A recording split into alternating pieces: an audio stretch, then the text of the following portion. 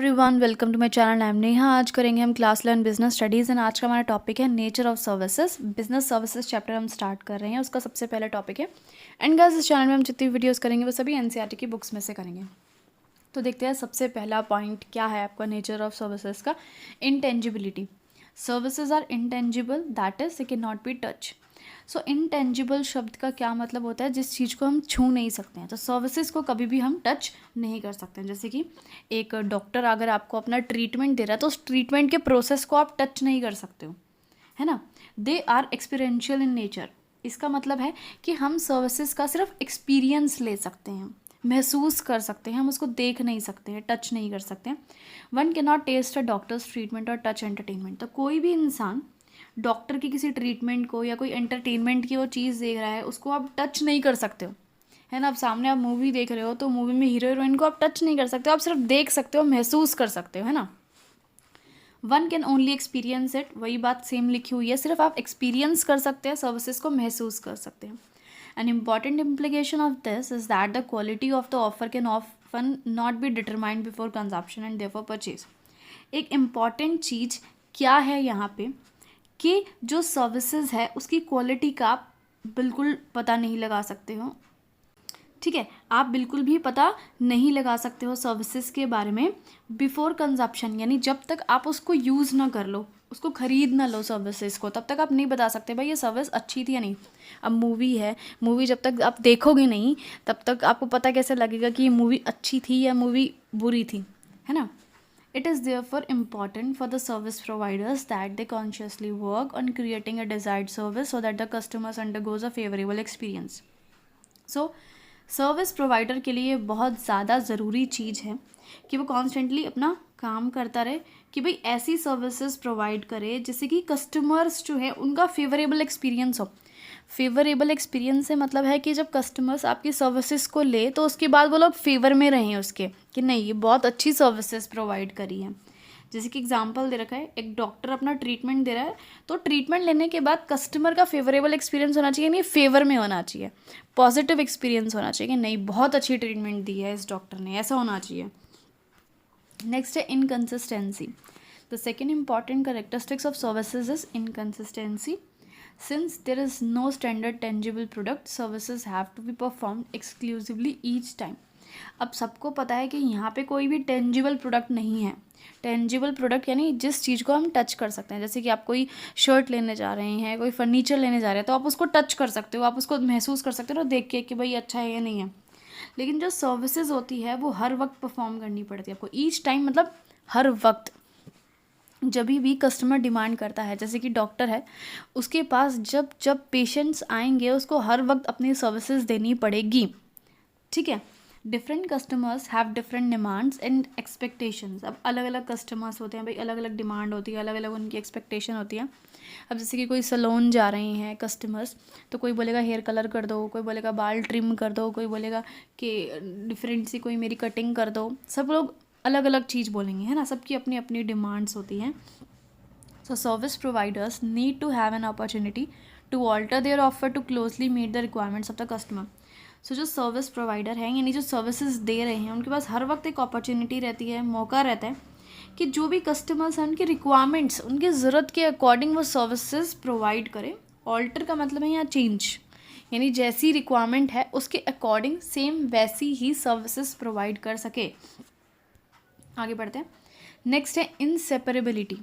ये वर्ड क्या कह रहा है? Another important characteristic of services is the simultaneous activity of the production and consumption being performed. यानी जो आपके सर्विसेज है उसका प्रोडक्शन और कंजप्शन एक ही साथ होता है, अलग अलग नहीं किया जा सकता है, उनको सेपरेट नहीं किया जा सकता है, एक ही साथ ही होगा। जैसे ही प्रोडक्शन होगा उसका वैसे ही उसका कंजप्शन होगा, यानी कंज्यूम करनी पड़ेगी। This make the production and consumption of services seem to be inseparable. इसकी वजह से जो प्रोडक्शन है और कंजप्शन है वो इनसेपरेबल है, यानी दोनों को अलग नहीं किया जा सकता। अब जैसे कि आप मूवी देखने जा रहे हैं तो मूवी का आपने 9 से 12 का शो लिया है तो आपको उसी वक्त वो देखना पड़ेगा जब उसका प्रोडक्शन हो रहा है 9 से 12 में।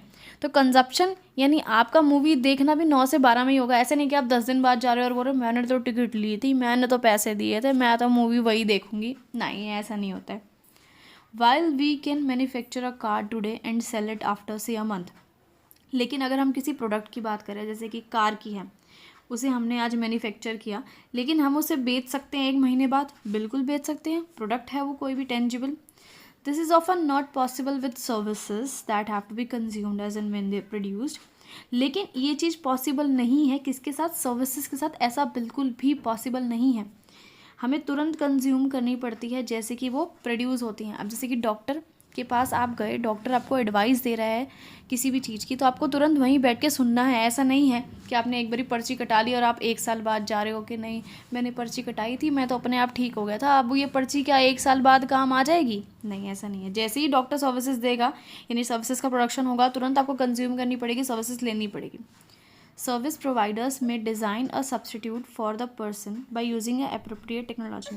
अब जो तो यहाँ पे क्या है, जो सर्विस प्रोवाइडर है वो कोई भी सब्सटीट्यूट प्रोवाइड कर सकता है। सब्सटीट्यूट से मतलब है जैसे कि एक सर्विसेज प्रोवाइड की जा रही है लेकिन कस्टमर की रिक्वायरमेंट किसी और चीज़ की है, तो कुछ मतलब होता है ना डिफरेंट टाइप की सर्विस, या उसी में कुछ ऐड ऑन करके कुछ अलग सर्विसेज प्रोवाइड करा सकता है कस्टमर्स को।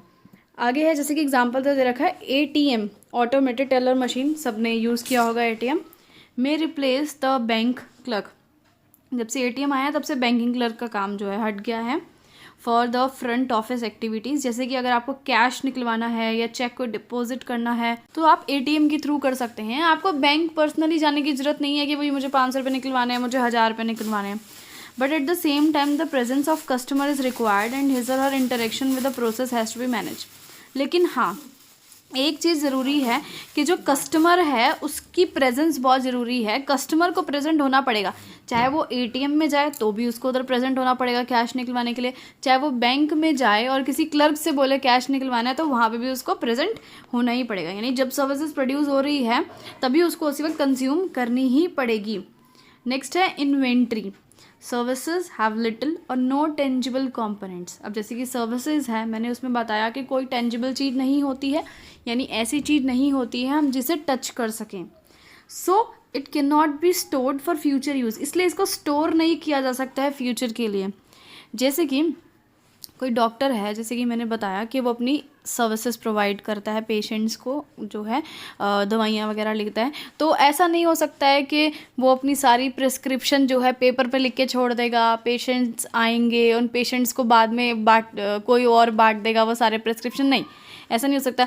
या फिर हम जैसे कि बोलें कि सलून, जैसे कि आप जाते हो हेयर कट लेते हो, तो जो उस पार्लर में या सलून में जो भी इंसान आपको हेयर कट करता है वो पहले से हेयर कट करके नहीं रख सकता है कि आप गए और आपको सर्विसेज ऐसी पड़ी पढ़ाई मिल गई, नहीं। जब आप जाओगे तभी तो वो आपके बाल काटेगा, है ना।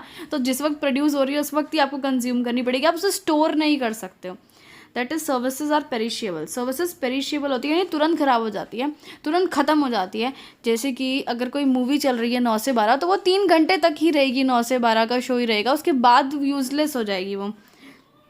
And providers can at best store some associated goods.